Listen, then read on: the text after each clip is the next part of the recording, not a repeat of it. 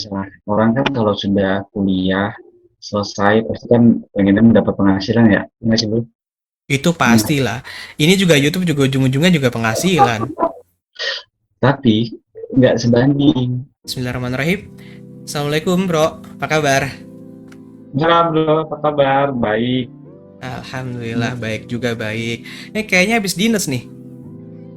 Ya, alhamdulillah baru pulang nih dari RSCM tadi, habis periksa Oke. pasien buatnya besok. Jadi saya perkenalan dulu ya, seperti biasa di teman podcast. Ini adalah ya namanya teman podcast, teman saya lagi. Kali ini teman SMA lagi dari SMA 39, teman sekelas kita. Dan kali ini profesinya beliau adalah seorang dokter. Dokter Prabowo Himawan Jadi, Putro. jadi terima kasih sudah diundang. Salam kenal semuanya.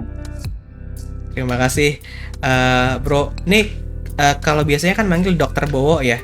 Kalau sekarang karena teman sendiri dan teman podcast, tetap yang ditanya adalah sisi kedokteran pasien nanti gimana dari pengalamannya Dokter Bowo. Cuma karena kita teman ya, manggilnya Bro aja ya, Ya, biar lebih enak lah, Bro. Oke, nggak eh, takut kamu kering. mengawali dari diskusi kita malam ini ya. Pengen ngulik-ngulik nih sebenarnya karena penonton di channel ini kan bervariasi nih. Kita akan ngulik-ngulik dulu deh, mungkin bagi ada teman-teman yang memang atau saudaranya juga yang berminat menjadi seorang dokter. Kenapa sih pertanyaan awal pertama kali nih ya? Kenapa ente itu mau menjadi seorang dokter panggilan jiwakah atau disuruhkah atau gimana nih bro? Kalau untuk menjadi dokter sebenarnya pertama kali tidak menjadi tujuan utama ya. Mungkin kan lo tahu tuh dulu sebelum jadi dokter sekarang kan lo daftar akmil ya sama teman-teman kita dulu itu barengan itu sama rame ya kan, dimana mayoritas teman kita kan SMA kan jadinya mesti tentara ya.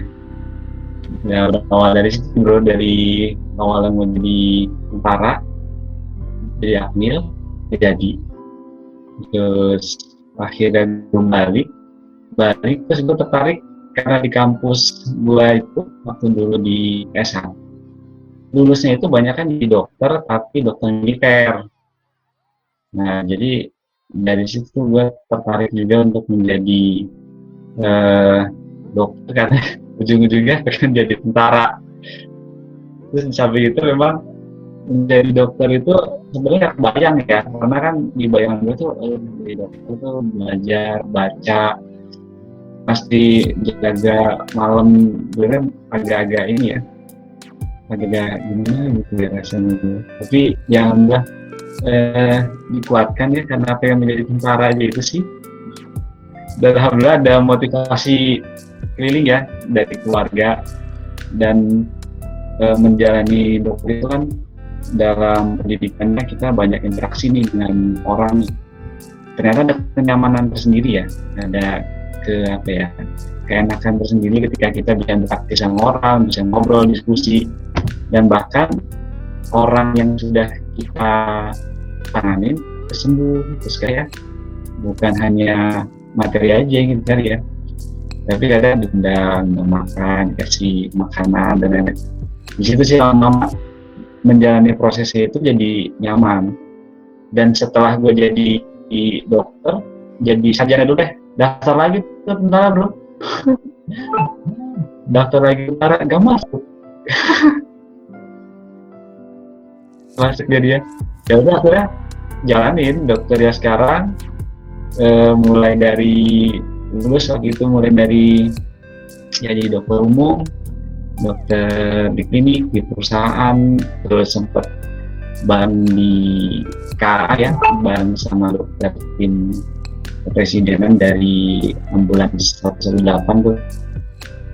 Hingga saat ini sih, terus masuk PPDS anestesi, sekarang di UI, sebelumnya juga di BPJS. Nah prosesnya itu lumayan bro. Jadi karena berawal dari jadi tentara yang tentara terus masuk kedokteran, dan akhirnya ya jadi sekarang ini jalanin sekarang bro, lanjut kuliahnya. Jadi sebenarnya ente itu kedokteran awalnya tuh sesuatu yang ketidaksengajaan ya. Pengennya adalah militer, tapi ternyata militernya nggak masuk, ya pengennya jadi dokter tentara. Ujung-ujungnya sekarang jadi kuliahnya ambilnya dokter umum ya. Terakhir dokter umum. Alhamdulillah ada kesempatan lagi untuk lanjut sekolah spesialis lagi, masih dalam pendidikan untuk dokter anestesi dan terapi intensif di Jakarta di RSM di UI. Sampai saat ini masih jalan bro, doain ya, lancar ya. Insya Allah barakallah Pak Dokter. Bro, penasaran nih, kan kalau kuliah kedokteran itu banyak beranggapan kuliahnya lama gitu ya. Belum pernah sih gue nih ya aneh nih ngedenger ada dokter itu Indonesia ya, di Indonesia ya 4 tahun udah lulus kedokteran. Sebenarnya biasanya nih ya dari NT lah atau teman-teman NT seangkatan, biasanya tuh kalau kuliah kedokteran itu berapa lama ya? Kuliah kedokteran sebenarnya sih beda sekarang, zaman sekarang sama zaman dulu. Kalau gue masuk di tahun 2003 waktu kita lulus SMA tuh. Di tahun itu sama terakhir di tahun 2006 atas tuh udah beda sistem, agak beda. Kalau di gua zaman dulu atau di zaman kita zaman dulu tuh kuliah kedokteran tuh lama, bisa jalannya kalau gue kemarin tuh sampai hampir 7,5 tahun sampai 8 tahun lah. Gue bisa menjadi dokter umum. Itu yang pertama. 7,5 tahun dokter umum, berarti udah koas dok? Sudah. Sarjananya 4 tahun, tapi agak mundur dikit, 1 semester. Kemudian lulus dulu waktu sarjana ada ujian kompetensi. Jadi udah sarjana kedokteran, udah lulus.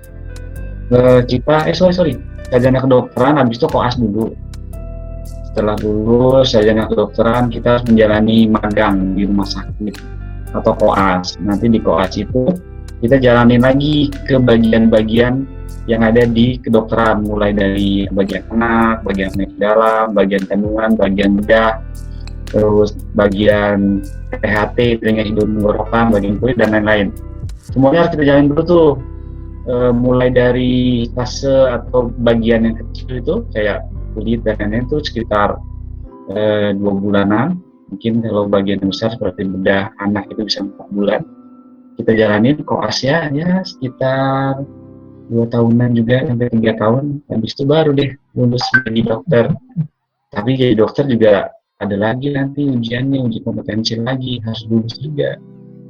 Berarti bro, untuk jadi seorang dokter itu nggak semudah tinggal masuk kampus apapun ya, mau kampus negeri, mau kampus swasta, kuliah, koas, ya dokter, nggak semudah itu ya untuk jadi seorang profesi dokter ya? Kalian ngerasain nggak ya? Kebetulan kalau di kampus gua ada transformasi dia nih. Awalnya gua masuk swasta di UPN Veteran tahun 2003. Di zaman gua itu masih sekolah swasta di bawah, setahu gue sih di bawah Kementerian Pertahanan.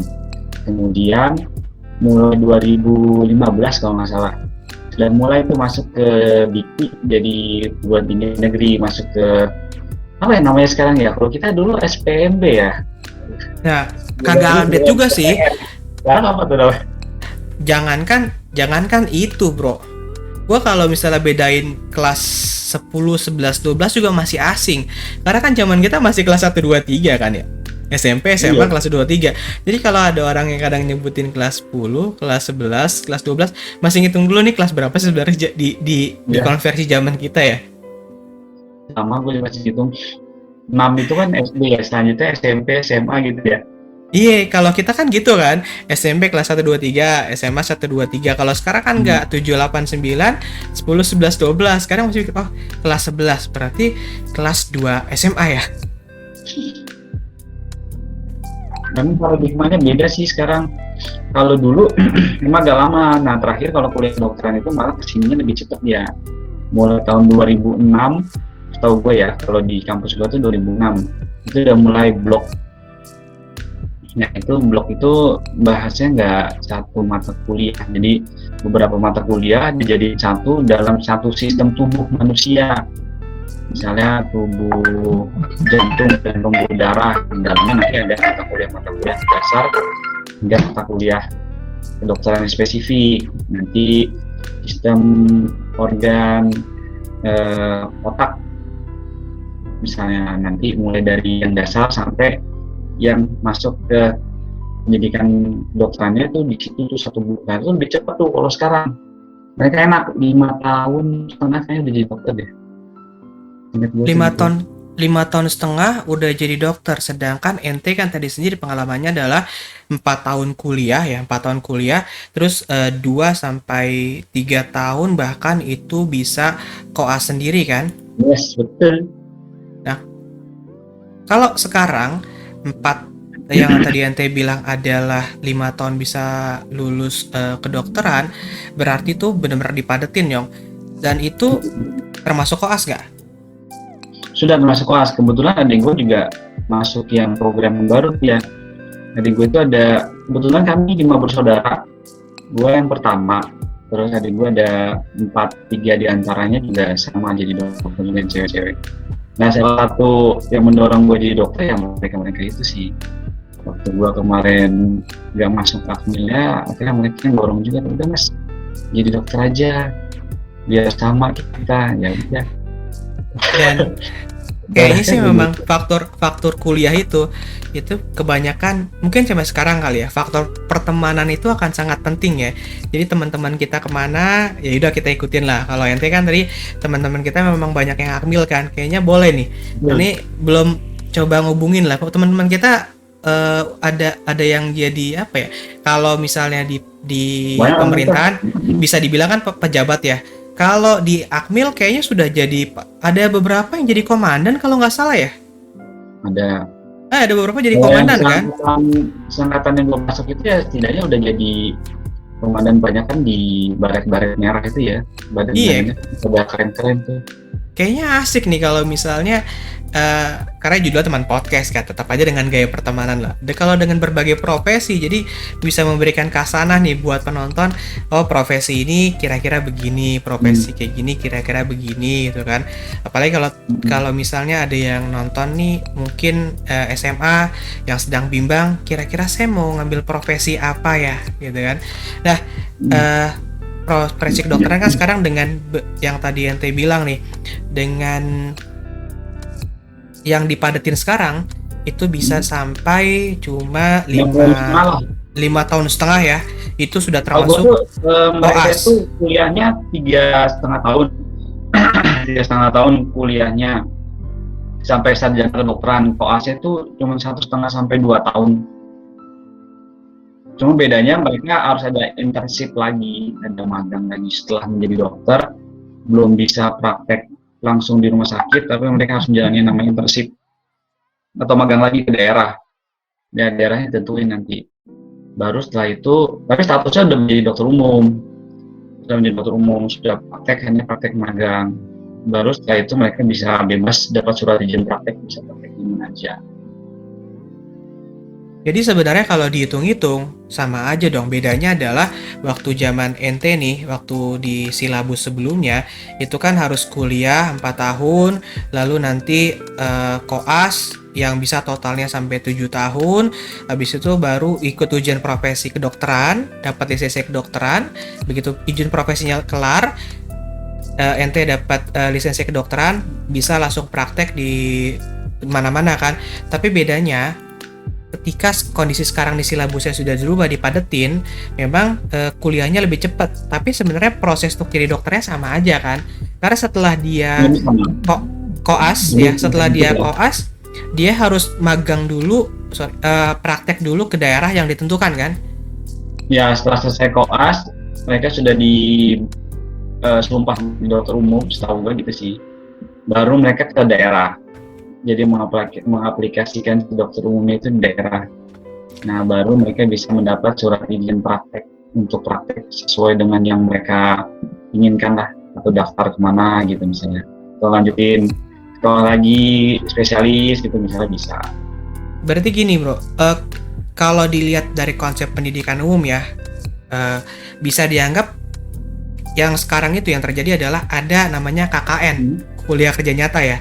Bedanya kalau KKN kan syarat untuk lulus. Nah kalau ini Ya. syarat untuk bisa praktek kedokteran ya di Ya. rumah sakit atau di rumah sakit umum dan di tempat lain ya. Hmm. Oke. Dan Kalau berarti zaman kita dulu tuh PTT bro namanya program PTT dari Kemenkes. Gue lupa sih PTT banyak apa, tapi itu kembali ke daerah juga. Daerahnya kita milih tuh dari Kemenkes kita mau kemana, tapi tidak wajib kalau zaman dulu. Zaman dulu PTT nggak wajib, sekarang PT jadi Sekarang wajib gitu kan. jadi wajib, tapi namanya internship. Sepertinya sih ya. Berarti konsepnya cuma dibalik aja sebenarnya kan. Tapi lama waktu sampai dia bisa praktek jadi dokter sendiri, entah dia buka praktek di rumah atau di rumah sakit, sebenarnya jaraknya sama-sama aja ya, kurang lebih ya 7,5 tahun lah ya, 7 tahunan mungkin ya untuk jadi dokter ya. Lebih begitulah. Bagi yang mau jadi dokter harus bersabar. Biayanya gimana sih? Katanya nih kedokteran tuh biayanya mahal katanya. Bener gak sih? Ya relatif sih, meskipun mahal tuh relatif, pasti tiap orang beda-beda. Ya, tapi kalau yang gue rasakan memang sekarang ini biaya kedokteran tuh jauh lebih besar daripada sebelumnya ya. Bandingnya memang bisa dibilang inflasi lah dan lain-lain ya. Tapi kalau dilihat itu jauh lebih tinggi bro sekarang nih biayanya tuh. Wah, antara yang negeri ataupun yang swasta juga ada signifikansi meningkat, lumayan lah dibanding zaman kita dulu. Berapa persen kira-kira peningkatannya dari zaman dulu nih masih dengan metode yang lama dibandingkan metode yang baru? Kan Adeantia juga nih 2 orang kedokteran kan, kira-kira lah bisa tahu perbedaan selisih biayanya berapa persen sih? Banyak ya. Tadi gue tuh 3 nih, jarak di bawah gue tuh 2 tahun, itu aja udah lumayan, bisa hampir 2 kali lipatnya ya, 1,5 lah. Nah begitu tadi gue yang selanjutnya kan yang nomor 3 sama nomor 4 sama nomor 5 lebih besar lagi, sampai 3 kali lipat bro. Itu lumayan lah. Tapi mungkin perbandingannya karena kebetulan di kami rata-rata di swasta sih untuk kedokteran umumnya, walaupun di spesialisnya kembali lagi ke negeri ya, tapi perbandingannya tuh lumayan, yang pun kan juga sama, biayanya memang meningkat. Berarti peningkatannya signifikan banget dong, yang tadi cuma selisih 1,5 tahun aja biayanya bisa hampir 2 kali dari biaya NT ya. Terus begitu yang ADNT yang selisih 3 tahun itu bisa sampai 3 kali. Berarti memang peningkatan dari tahun ke tahun untuk biaya menjadi seorang dokter itu cukup besar dong ya. Ya betul, nggak sebanding dengan inflasi kayaknya. Nggak sebanding. Kalau pendidikan lainnya kan setahu gue nih ya, setahu Ane nih sekitar kenaikannya biasanya 15-20% biasanya kan. Nah kalau ngelihat kedokteran berarti inflasinya ya bisa dibilang 100% bisa dong ya kenaikannya. Betul, bisa emang. Lumayan lah dari pertama kali biaya masuk dan selanjutnya tuh lumayan cukup banyak. Nah, pertanyaan selanjutnya adalah, memang jumlah dokter di Indonesia tuh banyak ya? Nah, justru itu sebenarnya jumlah perbandingan dokter di Indonesia sama penduduk yang harus dilayani itu belum sebanding. Jadi itu masih kurang jumlah dokter di Indonesia. Hanya penyebarannya nggak merata. Kebetulan kan Ani dulu di BPJS Kesehatan suka gabung sama teman-teman di Ikatan Dokter Indonesia. Dan Ani juga pengurus di Ikatan Dokter Indonesia cabang Depok. Di situ emang dalam diskusi dokter di Indonesia kenapa banyak, sekarang banyak tuh fakultas kedokteran buka, beberapa fakultas yang teknologi aja Yang tadinya nih kita tahu nih universitas ini adalah universitas teknologi, itu berarti dia fakultas kedokteran. Kalau dipikir-pikir memang jumlahnya masih kurang. Dari luas Indonesia sebanyak ini sama jumlah dokter itu kurang banget tuh. Itu kurang banget. Tapi masalahnya fokus konsentrasinya itu adanya di kota-kota besar.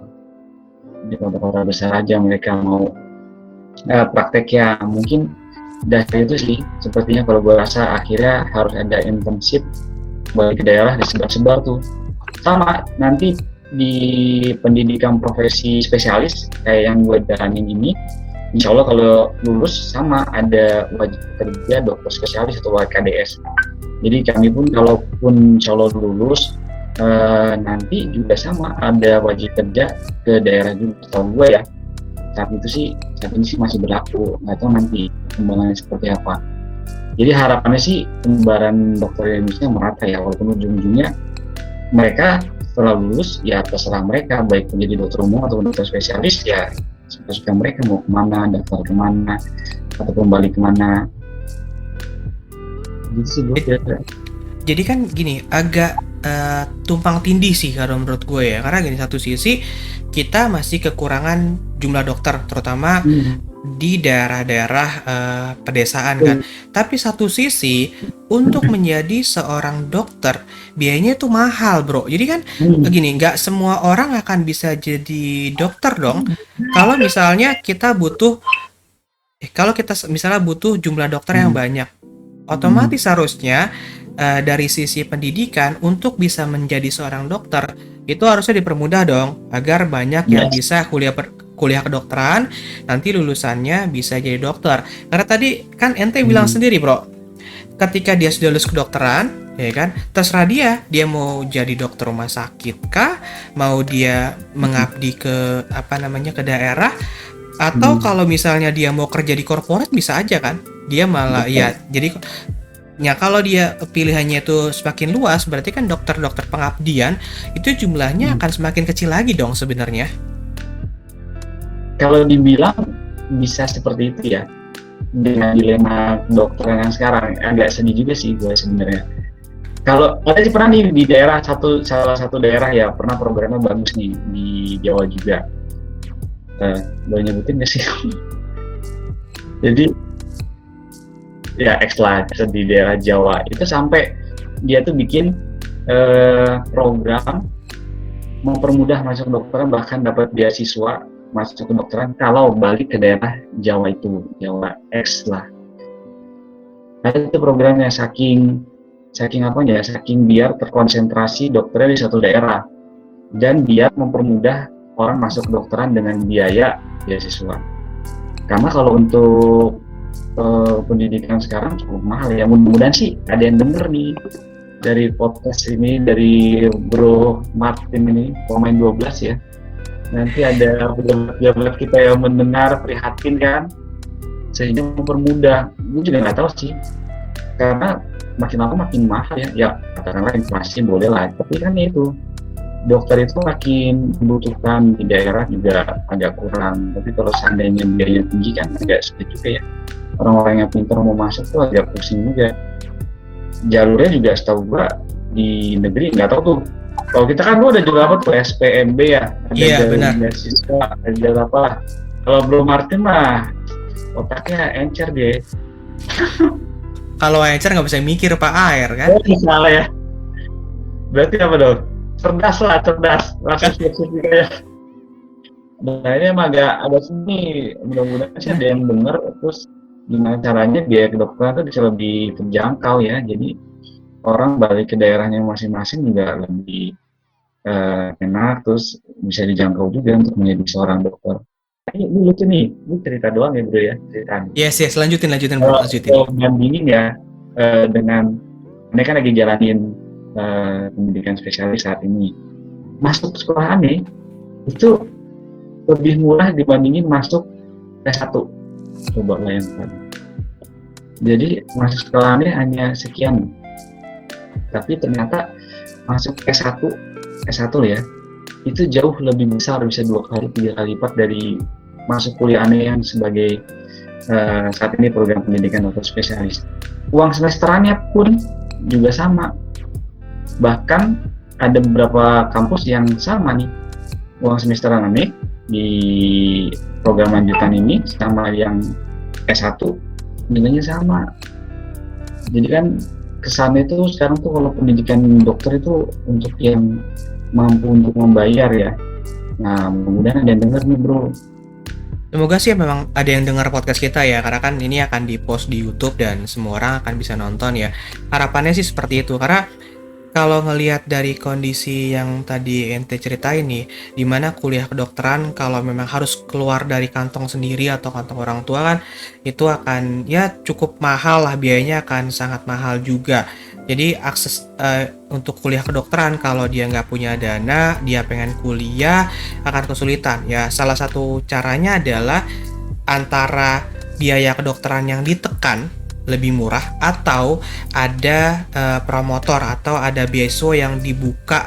Tadi kan contohnya yang nanti bilang ada satu daerah X di daerah Jawa yang sampai dia ngelihat kayaknya kita kekurangan dokter nih, akhirnya mereka memutuskan oke, kita yang biayain, berarti kan biayanya dari APBD daerah dong, biayain untuk mereka untuk kuliah ya untuk kuliah kedokteran.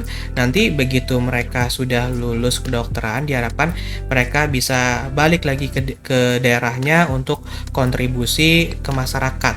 Jadi kalau ngelihat itu sih memang kita memang butuh apa ya, butuh solusi biar tadi sih antara biaya kedokterannya ditekan biar bisa lebih murah, dan juga atau dibuka kesempatan beasiswa sebanyak-banyaknya ya. Yang gue rasain yang menjadi dokter itu lebih banyak kalau kita ya biasa orang kan kalau sudah kuliah selesai pasti kan pengennya mendapat penghasilan ya, ini nggak sih bro? Itu Nah, pastilah. Ini juga YouTube juga ujung-ujungnya juga penghasilan. tapi nggak sebanding. Ini agak ini juga ya. Jadi begitu kita lulus itu, katakanlah kita sudah keluar biaya sekian ratus juta, terus kita kerja nih dapat penghasilan ya. Belum tentu biaya ratusan juta yang kita keluarkan menjadi dokter umum dengan cepat bisa digantikan ketika kita menjadi dokter. Makanya kalau gua pribadi ketika lulus nanti ya gua balik ke daerah gua, suatu daerah desa di daerah Kabupaten Bandung Barat nih, insya Allah setelah gua lulus menjadi spesialis, gua balik ke situ karena dokter itu sebenarnya kalau mencari ladang penghasilan menurut gua ya buang jauh-jauh lah. Yang lebih kita dapatkan itu kalau gue sih ya, kalau gue nilai itu lebih ketenangan ya, lebih kesenangan, lebih apa ya, kenikmatan hati lah. Karena kalau mengharapkan biayanya balik dari dokter umum itu tuh jauh dari harapan. Karena kebetulan setelah lulus jadi dokter, gue udah menjalani tuh mulai dari dokter umum di klinik 24 jam, klinik biasa, terus di rumah sakit, mulai dari rumah sakit tipe D, rumah sakit tipe B, di mana yang mulai dari rumah sakit yang di desa, terus rumah sakit yang cukup bonafit, terus gue jadi pegawai pemerintah, kemudian lanjut sekolah lagi, terus pernah juga dokter perusahaan ataupun banyak lah. Nah itu nggak sebanding bro, itu nggak balik modal juga. Apalagi Jadi habis itu nikah, habis itu kalau nikah punya anak, balik modal lagi banyak, nggak ada balik ya. berarti nggak sesuai anggapan banyak orang ya kalau jadi dokter itu akan balik modal ya, karena kan ente sendiri tuh sudah merasakan kan, bahkan bisa dibilang ya satu profesi lah, profesinya adalah dokter, tapi sumber penghasilan dokternya tadi kan sudah berbagai macam kan, dari BPJS, dari dokter perusahaan, dari praktek di A, di B, di C, dan itu yang ente rasakan adalah sebenarnya nggak balik modal kan, dan ujung-ujungnya ketika mau menjalaninya, kalau hitung-hitungannya adalah balik modal, pasti nggak akan nyaman kan, dan ujung-ujungnya adalah harus passion, bener ya, harus passion kan. Kalau ente nggak passion menjalani sebuah profesi, pasti akan bosan lah ya. Ya kan, profesi apapun harus passion kan, termasuk kayak yang tadi bilang nih sebelum kita record video ini kan, ini ada kursi gaming segala macam, ini bagian dari passion Yes. di luar kantor sebenarnya. Buat YouTube sampai buat 2 channel nih yang baru, itu bagian dari passion karena sehari-hari udah kerja di kantor.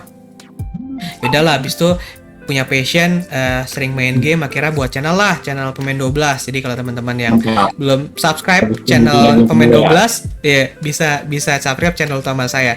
Dan akhirnya setelah 2,5 tahunan lebih di YouTube buat channel pertama, akhirnya saya buatlah channel kedua ini. Channel kedua ini ya sifatnya akan dibuat berbeda sih dengan channel pertama. Apalagi dengan adanya teman podcast, tujuannya adalah semoga bisa berbagi banyak informasi, sharing hal positif. Jadi banyak orang yang punya insight, masukan, termasuk tadi gue sendiri nih sebagai orang awam yang selalu melihat bahwa wah jadi dokter enak nih, pasti balik modal. Ternyata dengan teman gue sendiri nih yang jadi dokter, ente berarti sudah lulus tahun berapa ya kedokteran ya? Sudah mulai praktek kedokteran tahun 2010 lah kira lebih. 2010, sekarang 2021, kurang lebih 11 tahun ya, 10-11 tahun ente itu praktek kedokteran. Dan selama itu juga sudah bilang bahwa buang jauh-jauh kalau mengharapkan balik modal dari kuliah kedokteran itu dengan biaya zaman ente. Iya. Bener gak bro? Iya gak? Betul loh. Kalau dibandingin dengan tadi ente bilang nih, zaman ada ente kuliah ternyata jauh lebih gede. Terus zaman iya, ya kan? Itu makin mahal, apalagi zaman sekarang anak kuliah nih ya. Anak kuliah itu berapa kan? Ya berarti lebih buang jauh-jauh lagi kalau mengharapkan balik modal dari profesi dokternya ya. Kecuali kalau dokternya mungkin jadi dokter plus jadi pengusaha, itu lain cerita kan. Nah, itu lain cerita tuh. Banyak akhirnya seperti itu juga. Jadi dokter, dia dagang juga, jadi dokter habis jadi YouTuber kan. Yes, kayak Bro Martin. Ya, sekarang tuh zamannya memang kita harus multitasking sih, termasuk juga profesi ya. Anda sendiri kan profesinya 16 tahunan di financial industry. Bukannya bosen sih, tapi ngelihat kayaknya harus ada something lain ya, ada profesi yang lain yang saya coba diikuti. Akhirnya kayaknya YouTube punya peluang dan bisa dijalanin ya. Ya belajar sendiri aja sampai akhirnya punya 2 channel, sampai akhirnya buat podcast ini juga semuanya belajar sendiri. Ya udah, jadi bisa dibilang sih punya 2 profesi juga sekarang. Mantap bro. Memang era sekarang ya, apalagi era apa yang namanya 4.0, era digitalisasi ya. Yes, benar. Tapi di satu sisi gini sih, jadi dokter itu ada satu kemudahan ya. Ini yang gue dapetin ya di samping menjadi dokter, ada satu hal yang mungkin paling gampang kami dapatkan, itu adalah sodako bro. Jadi dokter itu ada yang pernah bilang nih, guru-guru gue ya, jadi kamu boleh saja sih mengharapkan penghasilan dari jadi dokter, tapi sebenarnya di balik itu ada sodako yang bisa kamu berikan setiap saat, yaitu adalah senyum. Nah, senyum sama pasien. Dan itu lo bisa dapetin juga ketika lo udah nanganin pasien, udah mengobatin pasiennya sembuh, pasiennya senyum, terima kasih dok. Nah, itu satu kenikmatan tersendiri tuh kalau gue ya.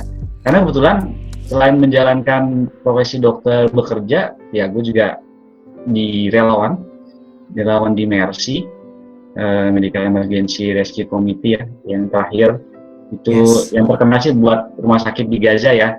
Yes, benar bro. Terjun di beberapa misi bencana ya. Yes. Makanya gue mengajak nih, jangan takut ya jadi dokter, jangan takut bro, boleh aja. Dan jangan takut biayanya. Biasanya yang gue jalanin ya, ini aja gue mau jalan dari sekolah spesialis, gue gak kerja bro. Jadi gue tuh ditopang sekolah sini. Gue topang. Wah, luar biasa. Tapi meskipun gak kerja, sebenarnya secara bisa dibilang keberkahan ya. Nah, gue suka nih obrolan begini nih. Obrolan yang ujung-ujungnya kita ngebahas soal sisi religi, sisi keberkahan. Yang tadi ente bilang bahwa ketika menjadi seorang dokter harus diawali dengan passion dulu ya. Profesi apapun harus diajarin passion. Begitu passion, ngelihat kayaknya nih ada peluang pahala di dalamnya di profesi kedokteran, yaitu adalah paling gampang membuat orang tersenyum. Karena kan gini, kalau pasien ketemu sama dokter ya biasanya, pasien itu ketika dia masuk ke ruang dokter, bisa jadi keluar dari ruang dokter itu ada beberapa hal yang raut wajahnya bisa berubah. Bisa jadi nih kalau pasien itu keluar dari ruang dokter, dia senyum-senyum aja, happy-happy aja, bahkan lupa sama penyakitnya. Atau bisa jadi ketika pasiennya keluar dari ruang dokter, mungkin pas sakitnya cuman sakit flu, pusing-pusing, tapi ketika mendengar penjelasan dokter, keluar ruang dokter jadi cemberut kan? Itu bisa jadi kan? Itu bisa banget sih, gue pernah ngalamin kayak gitu juga tuh. Karena kalau kita ngobatin dia sembuh, terus ya dia senang ya. Terus tapi kalau seandainya kita ngasih taunya sesuatu yang nggak enak ya, atau penyakit yang nggak enak, itu bisa keluar dengan khawatir ya. Tapi di samping itu harus ada pas juga ya, lucunya kedokteran tuh walaupun begitu, kalau kita mereka trust ya sama kita, jadinya kadang ada efek sisi kekeluargaan lah yang muncul lah. Berarti gini, secara tidak langsung sebenarnya yang disentuh dari dokter ketika ketemu dengan pasien adalah sisi human touch, gitu bener ya?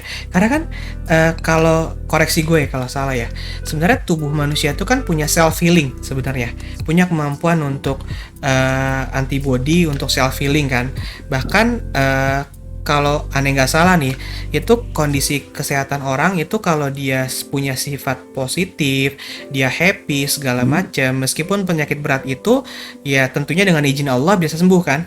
Tapi kalau kebalikannya, kalau misalnya penyakitnya ringan-ringan aja nih, secara kedokteran sih sebenarnya penyakitnya biasa-biasa aja. Tapi kalau secara pikirannya dia negatif, banyak beban, banyak yang dipikirin, ujung-ujungnya malah tambah berat posisinya kan, posisi kesehatannya kan. Bisa. Ya itu tuh bisa banget jadian ya, karena di tubuh kita itu ada sistem imunitas tubuh, dan salah satu imun kita ataupun mekanisme gampangnya itu imun itu adalah tentara lah. Dalam tubuh kita tuh ada tentaranya ya, tadi kan ngomong jadi tentara kan, ada tentaranya itu, ada sistem imun yang menjaga kita dari penyakit. Salah satu yang membuat tentara kita atau imun kita turun ya dengan kita banyak stresor, banyak pikiran, banyak yang dipusingkan, nah itu bisa menurunkan juga tuh. Tapi dengan kita senang, dengan kita happy, ketemu dokternya juga senang, itu bisa membantu. Jadi bukan self healing memang semua penyakit ya, enggak juga. Jadi tetap penyakit itu harus dicek dulu, diperiksa dulu, perlu diobatin, dikasih obat. Nah dengan kita positif seperti yang dia bilang tadi, ada self healing itu bisa membantu. Atau kadang kalau penyakitnya ringan, batuk pilek gitu ya, kadang cuma minum vitamin aja tuh bisa sembuh juga, itu ada bisa. Ataupun minum vitamin terus jaga makan, minum yang hangat-hangat, vitamin banyak, makanan yang gizi-gizi, itu sehat lagi bisa. Tapi kembali lagi ya, tergantung penyakit kan loh, jangan semuanya sama lain, nanti wah bahaya itu nanti. Pasti. Cuma satu sisi adalah dengan manusia itu happy, dia punya pikiran positif, proses kesembuhannya akan lebih cepat ya. Yes. Jadinya ya pasti setiap penyakit ya pastinya harus kita berobat lah dengan yang ahlinya pastinya ya. Kita ke dokter, minta opini dokter, minta resep obat. Tapi selain itu juga harus diperkuat dengan, ya bisa dibilang diperkuat dengan hati yang happy, bener kan ya?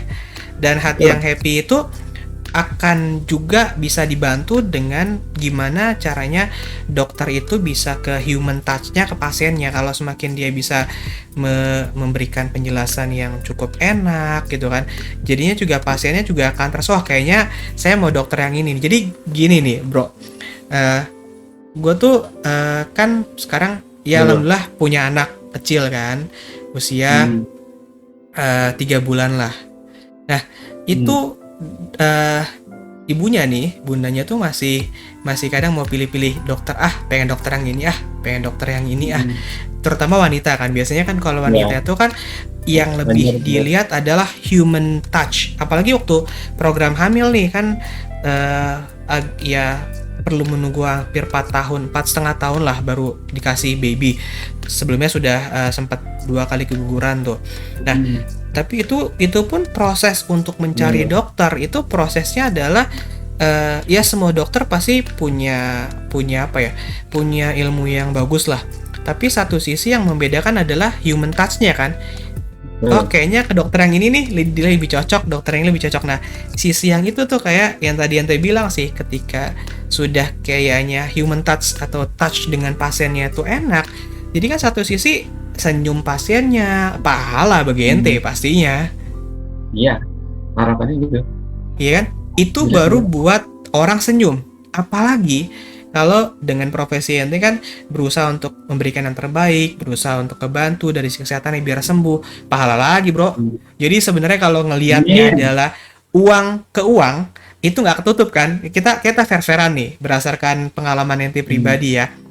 Kita fair-fairan kalau misalnya dari uang yang dikeluarkan semua dari biaya kedokteran, dari ente kuliah pertama kali masuk, daftar, kuliah S1, dokter umum, biaya praktek, ya kan? Pasti prakteknya banyak dong kedokteran kan? Belum biaya kos loh, biaya kos.